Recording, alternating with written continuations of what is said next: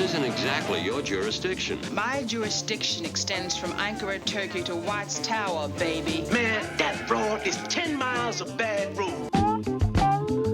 Conrad, first, thanks so much for making time to speak with me. Big fan of yours, especially because, I mean, you know, when you think about this, quote unquote, you played the dad of, and we go into reality, the world's biggest rap artist that came out of Toronto. I mean, did you ever think your career would ever be able to say, yes, I have done this? No, I'm just as amazed as you are about that, Rudy. Tell you the truth, it is a bit of a, it's definitely a highlight of my life and my career for sure. I mean, because when you think about this, I mean, we're referring to, of course, that you played Drake's dad in Degrassi, The Next Generation, and then, of course, MTV is showing this, the episodes many times on their station, and then, of course, we get to see you on the new Star Trek series, which is mind-boggling and mysterious and great to see with all the special effects.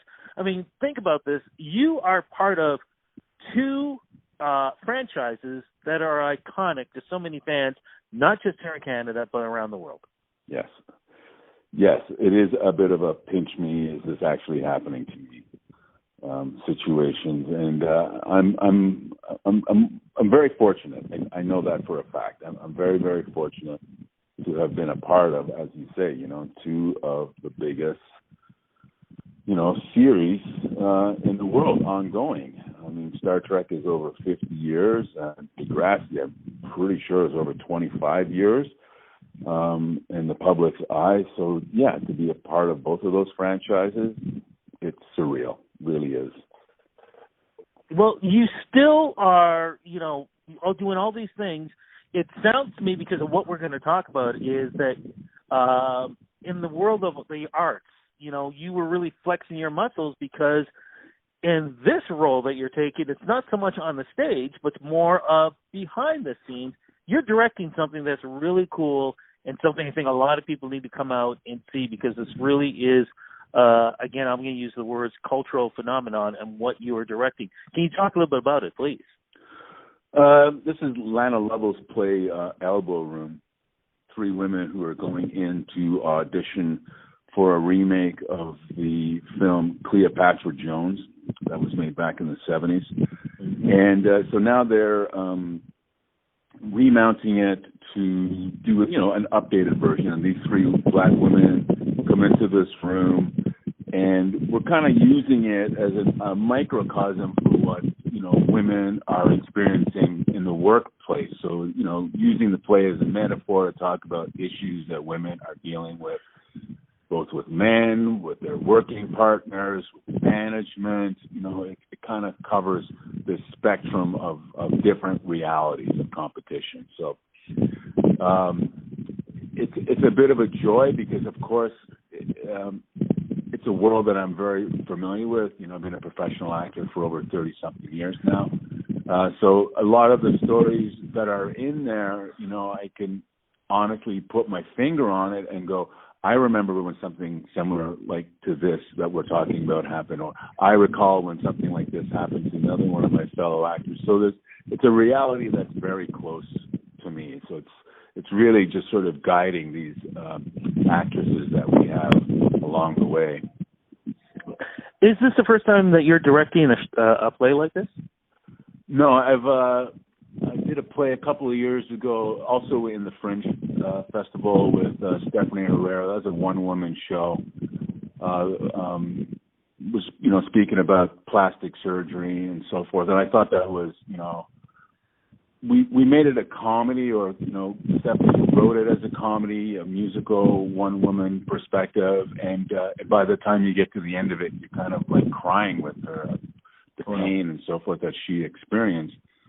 I also did Shakura Saida's play that she wrote, performed by Jackie Maxwell, Coco Brown, and Kelly Lee Evans, and that was over at the Obsidian Theater. That was a few years ago as well. And again, it was, that was an experience speaking about Nina Simone. It was the Nina Simone story that we put it with music with a great band. So yes, I'm I'm directing more, but I'm being more judicious in, you know, the projects that I want to be involved with as a director, for sure. You know, one of the things I remember, one of my favorite movies was back in the 80s called Hollywood Shuffle, that really talked about, which I didn't realize, how blacks were dealt with in films back then. And I thought it was a real eye-opener. Do you feel that even though we've got, you know, more information now on what's going on in the world today with social media and stuff, and we know what happens, you know, in the background and scenes and stuff, do you think that folks who come to see this, it'll be even more of an eye-opener for them and what actors and actresses go through? I definitely think that there will be points that will surprise them. You know, we touch on the objectification. We talked about the violence towards women in this play. And these are true stories, too. These are not imaginatively created tales. Like, these are real things that happen within the industry. So I think that people definitely will be a little bit, you know, shocked, mildly shocked to learn that, you know, in this day and age, this is happening. The other thing that I think is a bit of a bonus for the younger folks who are coming out who don't know what Cleopatra Jones is, I think this is going to be a bit of a movie history lesson for them too, because that is also something very, very important in the history of Hollywood. Yes.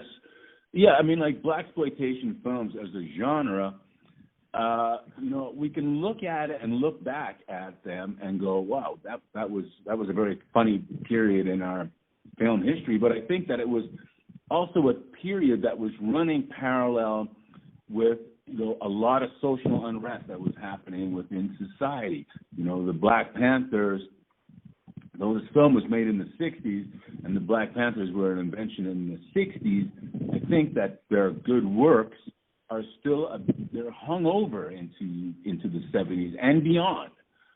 There is some political things. They weren't just about violence and you know, off the pig, as the expression goes. I think that there were some real valuable work that they were trying to do. You know, food programs for children's safety, for the black population at large in certain communities. Like, that stuff was important. And in the film Cleopatra Jones, you know, you see them the community trying to do for themselves and still being messed up, you know, by outside forces. And I think that that's really, as you say, for the young people, it's important for them to understand this historical link that we're all connected to.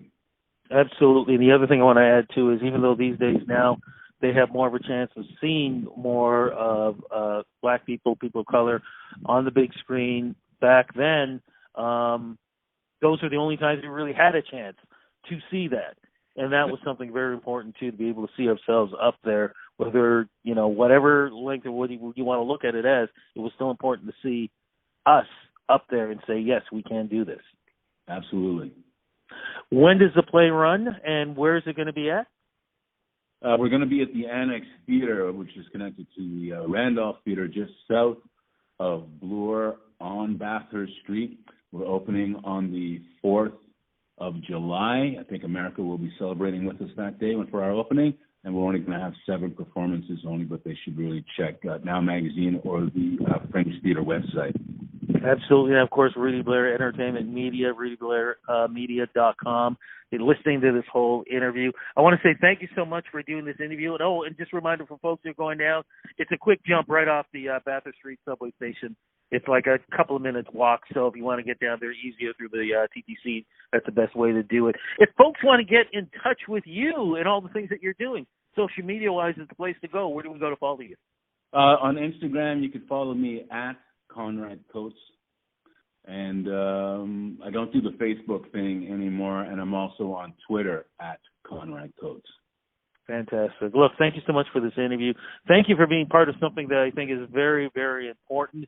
And what a way to have this. I mean, you've got the Toronto Raptors winning the NBA championship, and then we've got this too. This is really a double bonus for me for what a way to be kicking off the summer. Thank you so much. It's a great week. Thank you so much. We appreciate your support.